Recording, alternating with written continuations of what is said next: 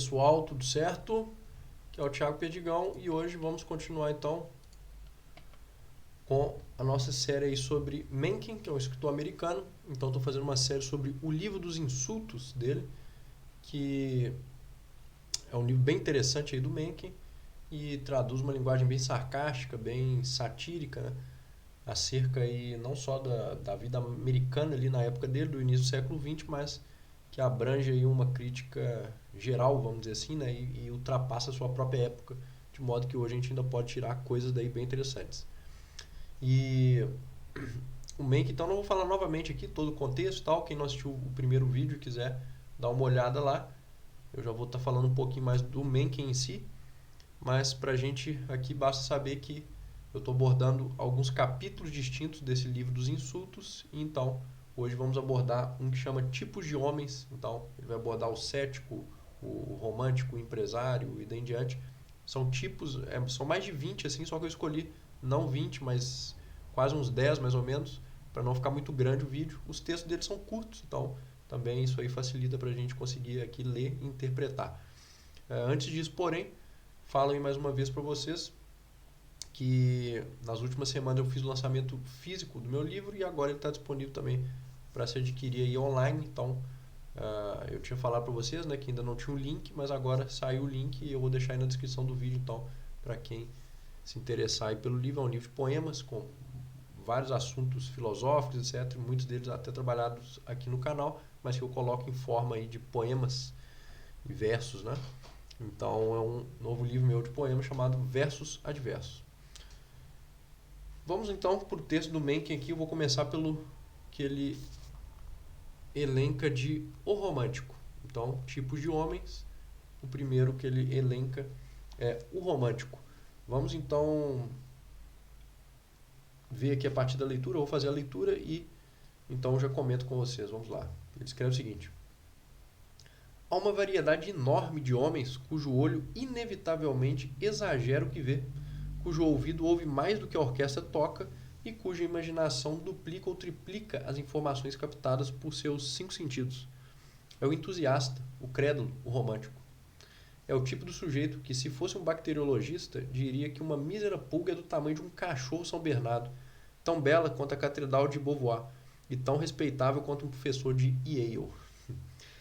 Então aqui no final ele fecha, né, com essa imagem sarcástica, mas basicamente o que ele está falando, né? Para a gente captar aqui a essência do pequeno texto aí.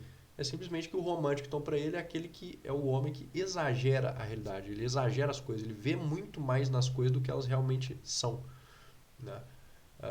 E se a gente pensar bem, inclusive, o próprio artista ele tende a uma exacerbação, ele tende a um certo romantismo, um idealismo pela realidade que ele deve se conter, inclusive, em certos aspectos, caso ele não queira ultrapassar isso, né?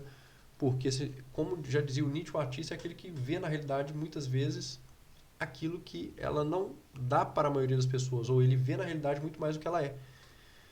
E isso, inclusive, o liga ao místico também. Se a gente pensar, o artista ele tem um certo parentesco com o místico em alguns sentidos, porque o místico também é aquele que exagera as coisas, né? Tudo que ele concebe não são coisas que estão na realidade.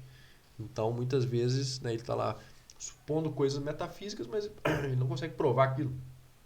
Ele está tendendo a ver nas coisas muito mais do que elas são, né?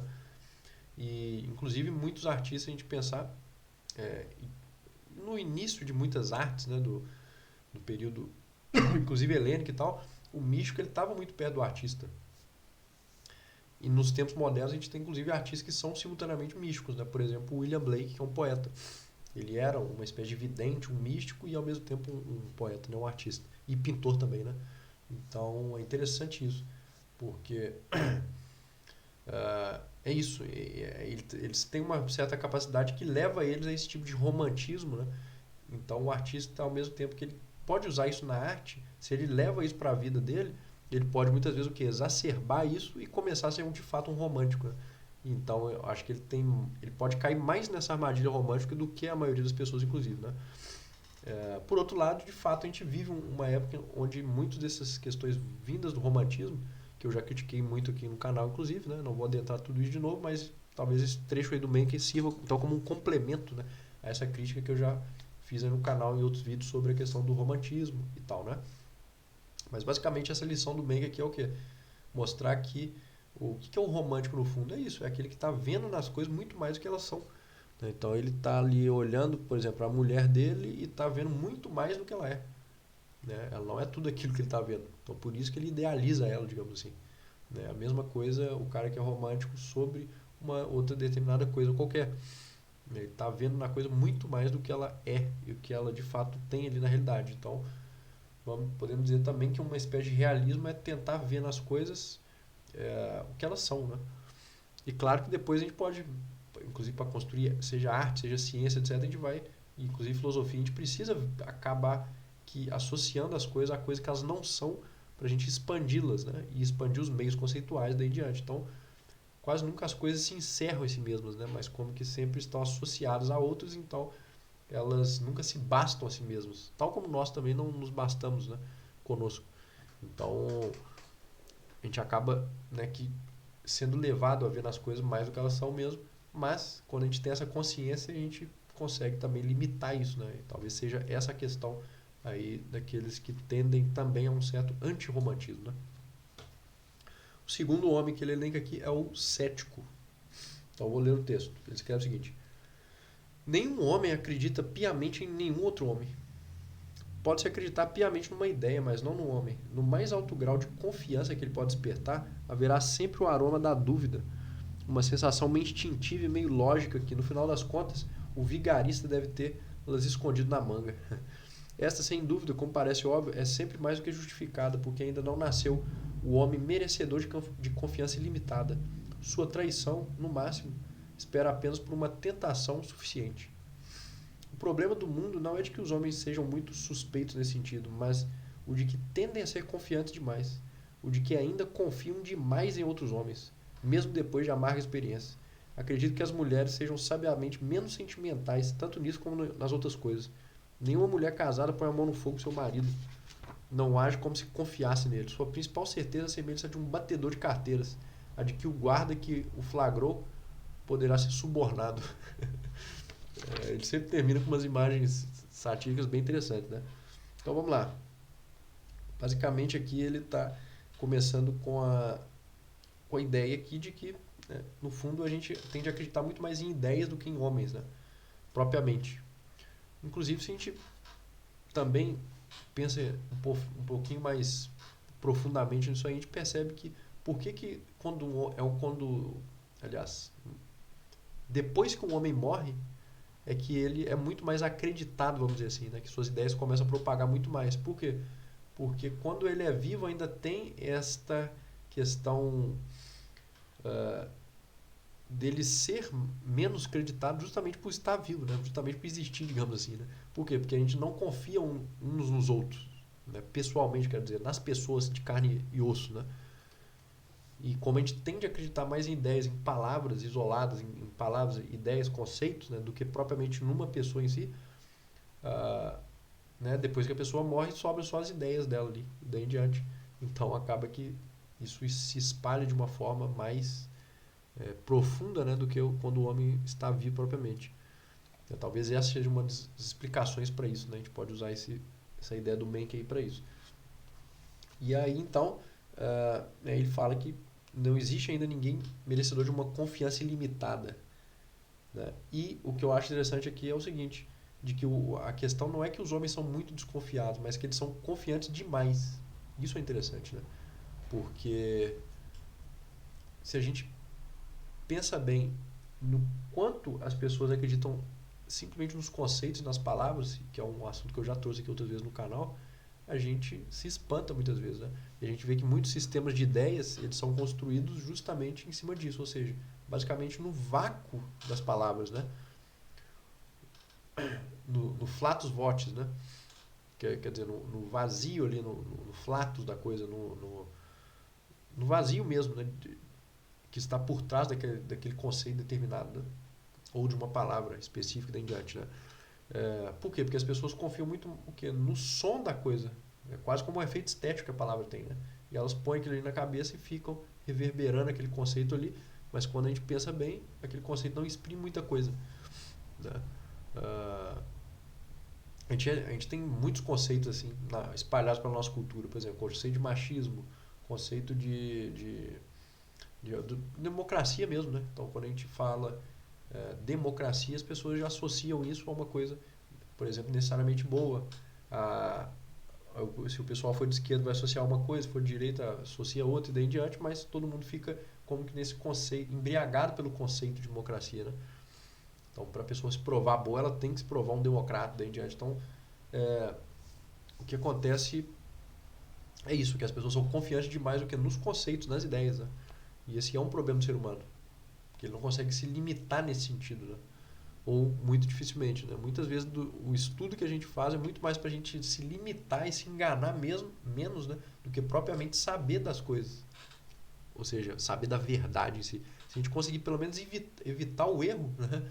A gente já está dando grandes passos. Ou seja, mesmo que a gente não saiba a verdade, mas pelo menos limite os erros, né? Isso já é uma evolução na vida. Por causa disso, porque a gente tende a uma certa confiança nas coisas que na verdade não deveríamos. Né? E aí ele resume isso com essa imagem aí acerca das mulheres, né? Que é uma questão muito interessante aqui, porque a gente vê que o Menck, então, no início do século passado, ele já pensava o que hoje o pessoal da androsfera percebeu. E inclusive a psicologia, né? Pelo menos uma psicologia um pouco mais arguta aí, né? Que é o quê? Que é, no fundo, segundo as palavras do Menck aqui, acredito que as mulheres sejam sabiamente menos sentimentais, tanto nisso como em outras coisas. Ou seja, o, basicamente, mesclando com a questão anterior dele, né? Os homens é que são românticos. Né? Quer dizer, os homens é que criam um ideal na mulher, é o homem que precisa é, ficar ali criando esses ideais românticos para perseguir o ideal dele de mulher e daí em diante.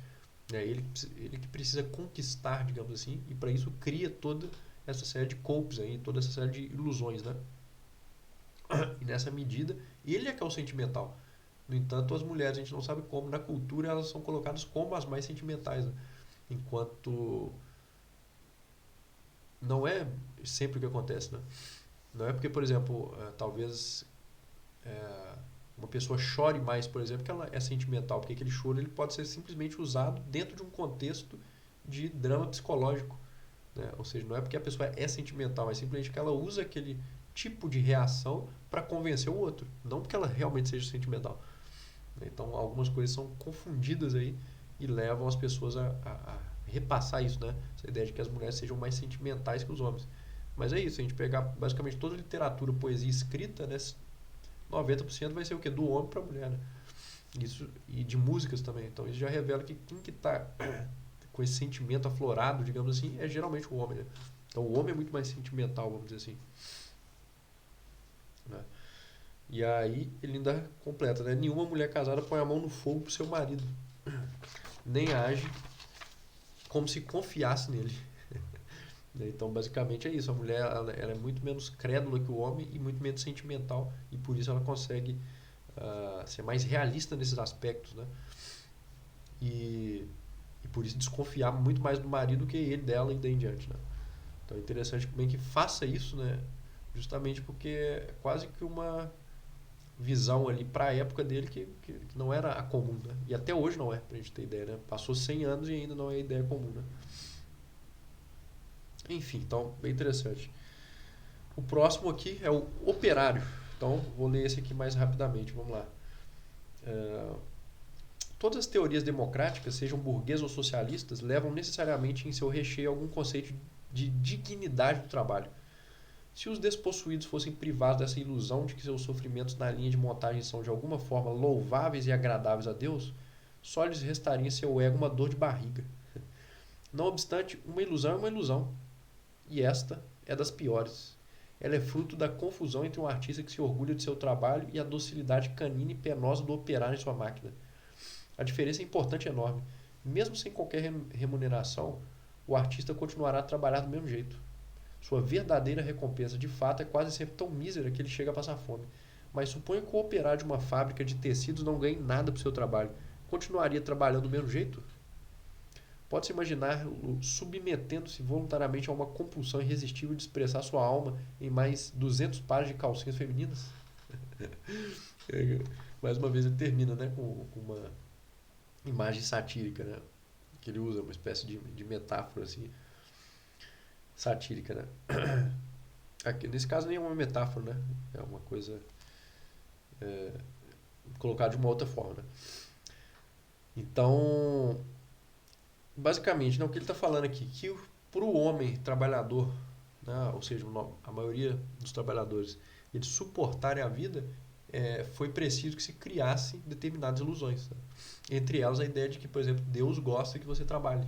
Né? Mas isso, inclusive, eu diria que penetrou mais profundo ainda na cultura, de modo que hoje nem se precisa necessariamente, não é a ideia necessariamente de Deus que coloca isso, né? Como veio do protestantismo, até do calvinismo, né? Essa questão de relação de trabalho e, e crença religiosa, né?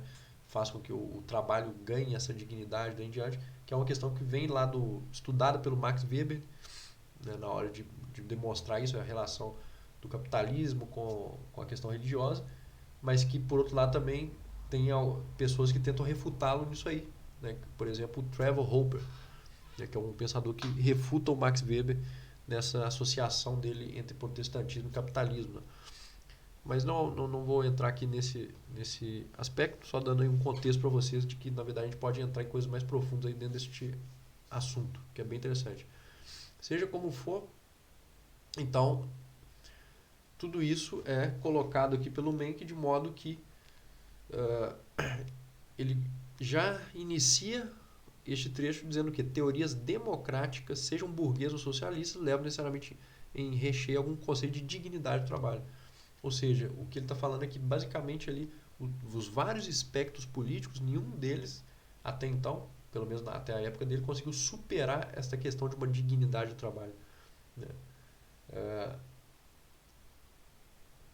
De modo então que o trabalho não é visto de um ponto de vista realista, digamos assim, mas é sempre preciso o que é uma espécie de dissimulação em cima disso, né? Para que as pessoas meio que continuem dentro do sistema sem se, vamos dizer assim, revoltarem daí em diante, né? Então é interessante, né? E aí depois ele compara com o artista e nota que, bom, o artista muitas vezes ele pode fazer as coisas inclusive sem remuneração, né? Porque ele de fato está fazendo o que ele gosta ali, que ele se propõe a fazer, que é o sentido da vida dele, etc. Mas e um outro trabalhador? Será que ele continuaria com aquele trabalho se ele não carregasse em si essas ilusões? Então essa é a pergunta que ele faz, que é bem interessante, né? Então, quer dizer, esse trecho aqui dá o que pensar nesse sentido aí da avaliação entre ilusão e todo o espectro que envolve ali o trabalhador, etc. Né? E aí então ele vai vamos pular aqui para o empresário, que é um outro tipo de homem, digamos assim, que ele elenca aqui, né?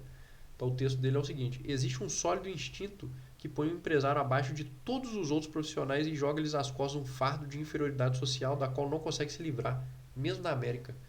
O próprio empresário reconhece essa suposição de sua inferioridade, mesmo quando protesta contra ela.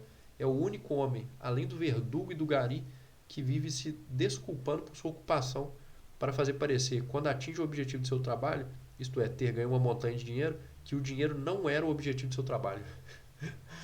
Então aqui ele faz essa zombaria no final e coloca isso aqui, que na verdade é uma coisa interessante, até mesmo do ponto de vista psicológico, né? Se a gente pensa bem. Que até hoje acontece nesse sentido, né? Que ele está falando aqui, ou seja, que o empresário muitas vezes é aquele que tem que ficar se desculpando por ser aquilo que ele é. Né? E aqui ele não está necessariamente criticando o empresário, ele está criticando o quê? Esta cultura que simplesmente não aceita o empresário como ele deve ser, que é aquilo ali. Ele é alguém que fez as coisas por dinheiro, que lucrou, outras pessoas também ganharam dinheiro e seguiu o baile, né? Digamos assim. Mas não, ele sempre... A gente viu uma cultura onde é colocar uma espécie de culpa nele e ele, meio que em resposta a isso, vive a se desculpar. Né? E conforme ele próprio escreve aqui, ele vive se desculpando por sua ocupação. Né? De modo que ele tem que dissimular no fim o fato de que ele não fez aquilo por dinheiro. Né? Enquanto a maioria das vezes, sim, ele está fazendo aquilo pelo lucro em si. Mas como a nossa cultura ela meio que colocou o lucro como algo negativo, a pessoa vive a se desculpar. Inclusive, a gente conhece muitas vezes pessoas que o quê? Que são empresários, que ganham dinheiro, que têm inclusive talento para isso, mas muitas vezes elas ao invés de olharem tudo isso por um modo realista, né, elas o que se vinculam a uma ideologia que inclusive nega ao empreendedor, ao empresário, etc., a função dele e o sentido dele, digamos assim, né? Então, o que a gente mais vê, por exemplo, são pessoas ali de elite ou empresários em si. Às vezes o empresário não é de elite, né? Pode ser uma pessoa, um empresário, um pequeno empresário, por exemplo, né? Até os grandes empresários, quando a gente vê muito se vincula o quê? Justamente a uma ideia de socialismo e daí em diante. Por quê? Porque é como se eles querem se desculpar através disso, né? Digamos assim, eu sei que eu sou um egoísta, mas eu me uso de uma ideologia supostamente altruísta para eu não é, colocar esse egoísmo de modo escancarado. Ao invés do fato de que seria muito mais interessante ele simplesmente, né, colocar o que ele é mesmo. Né? E por que não? Né? Ou seja, quando a gente vê o mundo numa perspectiva egóica, né, o próprio empresário, etc., ele é afirmado enquanto tal. Né? Não tem por que ele se desculpar pelo que ele faz, digamos assim. Né? Então é justamente a incapacidade de uma perspectiva egóica que gera essa cultura onde, por exemplo, o empresário ele tem que ficar atentando-se contra si mesmo. Né? Então é um caso interessante aí que a gente vê na época já do Menck e nos Estados Unidos. Né? Que ele está falando que até na América, ou seja, mesmo na América, que para ele, né, era um país capitalista, vamos dizer assim, você já tinha esse problema, imagina os outros. Né? Esse aqui é bem interessante. O próximo aqui que ele elenca é o rei. Então vamos lá. Ele escreve o seguinte: talvez a qualidade mais valiosa que qualquer homem possa ter neste mundo seja um ar naturalmente superior, um talento para empinar o nariz com desprezo. A generalidade dos homens se impressiona e aceita isso como prova de um mérito legítimo. Portanto, basta desdenhá-los para ganhar o seu respeito. A estupidez e a covardia congênitas dos homens fazem com que eles se curvem a qualquer líder que apareça, e o sinal de liderança que reconhece mais prontamente é aquele que se mostra externamente. Esta é a verdadeira explicação para a sobrevivência da monarquia, que sempre ressuscita depois de mortes sucessivas. Então, isso aqui é interessante porque por trás daqui ele expõe que justamente uma questão também psicológica, né, que é essa questão de uma covardia do homem e do fato de que no jogo de poder, quem se mostra mais orgulhoso, etc., como ele diz aqui, com o nariz empinado, acaba convencendo os outros que realmente é melhor. Né? Então, quer dizer, existe um efeito da imagem sobre a questão psicológica. E é interessante, então, que ele pontua: a generalidade dos homens se impressiona e aceita isso como prova de mérito legítimo. Portanto, basta desdenhá-los para ganhar seu respeito. Então, quer dizer, é o desprezo, muitas vezes, que faz o respeito vir. Né? Isso é interessante. E a gente pode tratar isso e levar isso até mesmo para os jogos dos próprios relacionamentos, para os jogos das relações. Né? Ou seja, a gente sabe, por exemplo, na dinâmica aí, heterossexual, homem e mulher, muitas vezes o que? Se o cara é o Miqueinha lá, que é muito disposto, é muito bonzinho, digamos assim, é o que nunca vai desprezar, etc. O que acontece? Ele é o desprezado, né, na dinâmica.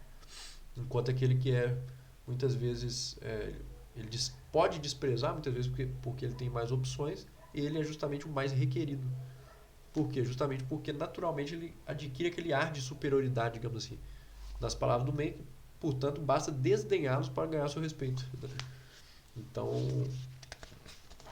quer dizer, é estranho que a gente pense que a sociedade é erigida em cima disso, em certos aspectos, e que, inclusive, nos jogos de poder, dentro das relações, existe isso o tempo inteiro. Né? Mas a gente tem que pontuar isso aí como algo, digamos que simplesmente ocorre de fato. Né? E aí ele continua: a estupidez e a covardia congênitas dos homens fazem com que ele se curve a qualquer líder que apareça. Então, basicamente, ele parte dessa questão ali mais essencial, digamos assim, e vincula ela depois à política. Né? Ou seja, essa espécie de estupidez, de covardia e de abaixar-se, né, diante daqueles que lhes desprezam, é que fazem com que você crie hierarquias nesse sentido político também, de modo que, como ele diz ali, ele cita o rei no final, mas a gente pode pensar em outros vários aspectos, né? Como se o ser humano tivesse essa necessidade disso, né, de um rei, digamos assim, de um modo metafórico, não um rei, mas por quê? Porque, segundo o Mencken, por causa da sua própria estupidez, covardia, digamos assim, mas de outro também por essa incapacidade de não ser desprezado, digamos assim, a partir daquele que se mostra superior, né? Porque muitas vezes essa mostra de superioridade era fingida, essa é a questão. Não que alguém não possa ser superior em algum aspecto, né? Ou seja, um seja mais inteligente que o outro em alguma coisa e daí em diante, mais criativo e tal. Mas outra coisa é você simplesmente isolar aquilo ali como um parâmetro que necessariamente gere uma inferioridade em você, entendeu? Então, é isso, né? Isso pode penetrar na pessoa de um modo que vai rebaixando-a, né? Então vamos pular aqui para o amigo, que é bem interessante. Então ele escreve o seguinte: um homem de mente ativa e elástica desgasta suas amizades, assim como certamente desgasta seus casos amorosos, suas tendências políticas e sua epistemologia. Elas se tornam puídas, esfrangalhadas, artificiais, irritantes e deprimentes. Transformam-se de realidades vivas em nulidades moribundas e entram em sinistra oposição à liberdade, ao autorrespeito e à verdade. É tão repelente conservá-las depois que se tornam ocas e podem ser sopradas como uma mosca, quanto manter uma paixão depois que essa paixão já se tornou um cadáver. Todo homem prudente, ao lembrar-se de que a vida é curta, deveria dispensar 1 hora ou 2 de vez em quando para um exame crítico de suas amizades. Deve pesá-las, repensá-las, testar se ainda contém algum metal. Algumas poderão sobreviver, talvez com mudanças radicais em seus termos, mas a maioria será varrida de seus minutos e ele tentará esquecê-las, assim como tenta esquecer seus frios e pegajosos amores do ano retrasado. Muito boa essa, né? Então, basicamente, aqui ele está falando o quê? Que nós mudamos, né, o tempo inteiro. E a gente está, muitas vezes, principalmente quando você é uma pessoa que quer estudar, que quer progredir em certos aspectos, inclusive intelectuais, daí em diante, você está o quê? O tempo inteiro mudando, muitas vezes melhorando, desenvolvendo-se em aspectos determinados, né? De modo que as suas amizades, quanto mais você for desse modo, mais as suas amizades, inclusive, como ele cita aqui, casos amorosos, vão ser desgastados. Tudo isso é desgastado mais rapidamente. Por quê? Porque você está numa evolução contínua, digamos assim, né? Então, se as suas amizades não te acompanham, o que vai acontecer? Vão ser desgastadas. A mesma coisa, os casos amorosos, segundo ele aqui, né? Então, é interessante isso. E aí ele ainda fala pra gente fazer um exame de tempos em tempos, né? Será que aquelas amizades estão assim e tal? Então, isso ocorre mesmo, né? Se a gente pensar. Eu mesmo tenho exemplos disso, né? Particulares assim, na minha própria vida, nesse sentido de amizades, né? De pessoas que acabam afastando porque a gente é, muda tanto em certos aspectos, principalmente de evolução na carreira, evolução intelectual mesmo, daí em diante, que você já não consegue conviver muito com determinadas pessoas, né? Eu sou ainda uma pessoa que tende a conservar muito minhas amizades, né? Porque eu nem sempre cobro delas uma questão intelectual, né? Muitas vezes tu quer reunir ali com seus amigos só pra falar bobeira, por exemplo, só pra dar uma zoada e tal. Que é legal, né? Então, não necessariamente esse lado cômico da vida você precisa, né, de que as pessoas te acompanhem num lado intelectual. Então, a partir dele você consegue se conectar com mais pessoas, inclusive manter por mais tempo suas amizades, né? Mas muitas vezes as próprias pessoas elas não mantêm nem mesmo o seu senso de humor, né? E isso é um grande problema. Porque essas pessoas não mantêm o seu senso de humor e muitas vezes vão ficando meio ressentidas ou sei lá o quê, aí fica muito mais difícil ainda, porque você não vai encontrar com alguém que não evoluiu intelectualmente, que não mantém um senso de humor e daí em diante, você vai encontrar com ela para quê? Né? Se você não consegue rir, não consegue, ou seja, você não consegue nem falar coisa mais superficial e nem falar coisa mais profunda, que seria um debate intelectual e daí em diante. Então você não consegue fazer nada, né? Então nesse aspecto, realmente, é, a única chance seria abandonar a pessoa, né? Ou quebrar a amizade, digamos assim, né? E é isso, né? Como ele diz aqui, é tão repelente conservá-las, depois se tornam ocas e podem ser sopradas como uma mosca, quanto manter uma paixão depois que essa paixão se tornou um cadáver. Então é interessante que ele compara essa amizade com essa questão amorosa ou da paixão e daí em diante, que de fato tem tudo a ver, né? Uh, o próximo aqui, o filósofo. Esse é interessante, que ele faz uma sátira então, aos filósofos. Então ele escreve o seguinte: não há registro na história humana de um filósofo feliz. Só existem nos contos da carochinha. Na vida real, muitos cometeram suicídio. Outros mandaram seus filhos por afora e surraram suas mulheres. Não admira. Se você quiser descobrir como um filósofo se sente quando se empenha na prática de sua profissão, dê um pulo ao zoológico mais próximo e observe um chimpanzé na sua chatíssima e infindável tarefa de catar pulgas. Ambos, o filósofo e o chimpanzé, sofrem como o diabo, mas nenhum dos dois consegue ganhar. Então é interessante. Basicamente, né, com essa metáfora final aí, o que ele está dizendo, né, de que, tal como o chimpanzé que está ali catando pulga, então, o filósofo está ali se debatendo com muitos assuntos, né, que são muitos, se a gente pensar em várias pulgas, vamos colocar assim, mas ao mesmo tempo elas são muito pequenas. Né? Então você nunca vai conseguir pegar tudo. Então todos esses assuntos estão soltos, eles estão vagando, e você nunca vai conseguir pegar tudo aquilo ali e vencer aquilo. Então é por isso que ele fala que você nunca vai ganhar. Né? Então daí vem o sofrimento. Por quê? Porque é uma busca infinita. E alguém que nunca chega em algo determinado, nunca alcança, né, o seu sentido, vai tender a certa infelicidade. Né? Eu tô falando meio mal assim, pessoal, porque eu tô gripado, tá? Então meu nariz tá meio ruim, mas nada demais não. É, e aí, é isso, né? Bem interessante essa comparação dele e essa visão dele do filósofo, né? E de fato, se a gente pensar bem, existe essa tendência, mas eu nem diria que é do filósofo em geral. Se a gente pega, geralmente as pessoas que trabalham com uma questão intelectual, elas tendem a uma certa melancolia, né? Aristóteles já observava isso, tem um texto dele que é o Gênio e a Melancolia, então tem um artigo sobre isso. E se a gente pega a vida dos artistas também, artista plástico, música, etc., a gente percebe isso, inclusive cientistas, né? Então eu acredito que vá mais longe isso do que para os próprios filósofos em si, né? Então, apenas mais 2 pontos aqui, pessoal, para o vídeo não ficar aí muito longo. Que é o altruísta e o chefe de família. Então vamos ler aqui o altruísta. Ele escreve o seguinte: uma grande parte do altruísmo, mesmo quando perfeitamente honesto, baseia-se no fato de que é desconfortável ver gente infeliz ao nosso redor. Isso se aplica especialmente à vida familiar. Um homem faz sacrifícios para satisfazer os caprichos de sua mulher, não porque adore desistir da ideia de comprar o que ele realmente quer para ele, mas porque seria pior ainda vê-la de cara amarrada na mesa do jantar. Então, é interessante esse exemplo, né? Mais uma vez ele termina aí com uma imagem, né? Com um exemplo concreto, digamos assim, do que ele está falando antes. Mas basicamente é isso, né? Ele está falando que, vamos colocar aqui, no fundo de todo altruísmo tem o egoísmo. Né? Basicamente isso, ou seja, não existe o altruísmo em si. Né? Porque aquele homem que está dando presente para a mulher dele, ele simplesmente está fazendo aquilo, não é porque ele é um altruísta, mas sim porque ele não quer ver ela, segundo ele aqui, de cara amarrada. Né? E isso vale para todos os outros exemplos, vamos dizer assim. Né? E quando a pessoa está dando algo no sentido, inclusive, ele por uma espécie de piedade, um altruísmo mesmo, né? Segundo ele aqui, baseia-se no fato de que é desconfortável ver gente infeliz ao seu redor. Ou seja, né, basicamente as pessoas não querem conviver com pessoas infelizes. Né? Então o que elas fazem? Elas ajudam as pessoas.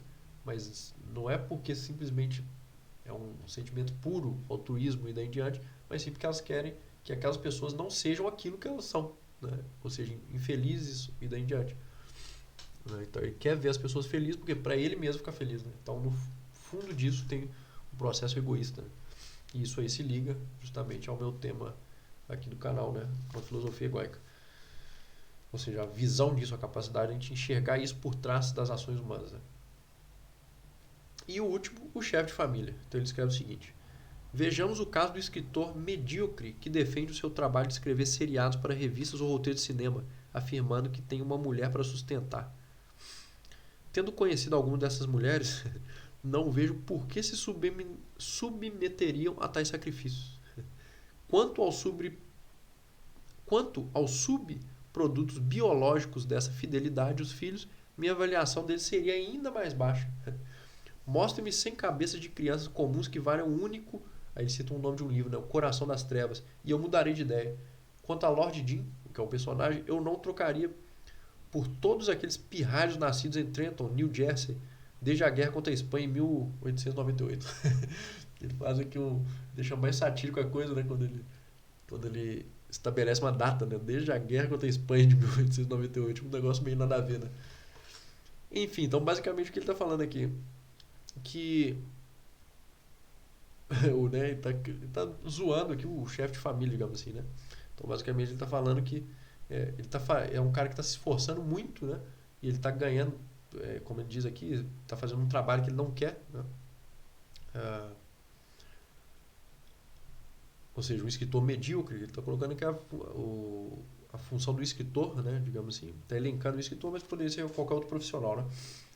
Então ele está se esforçando muito para algo que talvez não valha a pena, porque segundo o bem que diz aqui, né, tendo conhecido alguma dessas mulheres, não vejo por que se submeteriam a tais sacrifícios. Então basicamente está falando aqui, né, o cara tá, e aí depois ele fala dos filhos, né? Conhecendo os filhos dessas pessoas também, eu não, ou seja, conhecendo o casamento, o lar dessa pessoa, não dá para entender o porquê que ela está se sacrificando tanto por aquele ali, né? Porque o resultado não está sendo à altura do esforço, digamos assim, né? Basicamente é isso que ele está falando. E aí depois ele faz algumas comparações aqui, né? De que essas outras questões aqui, livros e artes que ele citou, valem mais do que isso aí pelo que o chefe de família está se esforçando, né? Então, bom, basicamente é isso. Bem interessante, né? Essa combina um pouco aí com o que o pessoal da Androsfera também fala, né? Ou seja, já é uma coisa que o Menck já tinha há bastante tempo, já pensava muito antes, né? E, enfim, e não deixa de ter o lado humorístico da coisa também, sarcástico e daí em diante, né? Então é isso, pessoal. Por hoje, esta é uma das partes aí do livro dos insultos do Mencken. E deixem aí seus comentários ou críticas, né? Ou sugestões daí em diante. No próximo farei mais uma aí para essa série do Mencken. Não vão ser muitos, eu acho que eu vou fazer uns 5 vídeos só dentro dessa série aí, que é o mesmo tanto que eu fiz do Schopenhauer. E depois vou para outros autores ou novos temas aí independentes do canal, tá? Então, mais uma vez aí, confiram o microfone, depois me fala se ficou muito ruim ou não. E, e é isso, né? Qualquer dúvida aí, também deixe nos comentários. Um grande abraço a todos e até o próximo vídeo.